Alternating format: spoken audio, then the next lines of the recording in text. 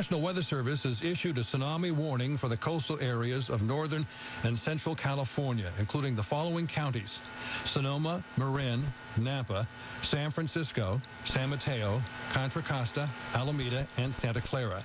This is a result of an 8.9 earthquake near Honshu, Japan, that struck at 2:46 local time in the afternoon in Japan. If a tsunami wave is generated, it is expected to arrive in San Francisco at the mouth of San Francisco Bay at 8:08 a.m. this morning.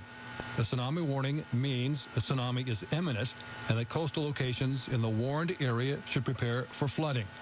The National Weather Service is updating conditions hourly or as conditions warrant. This concludes the activation of the emergency alert system.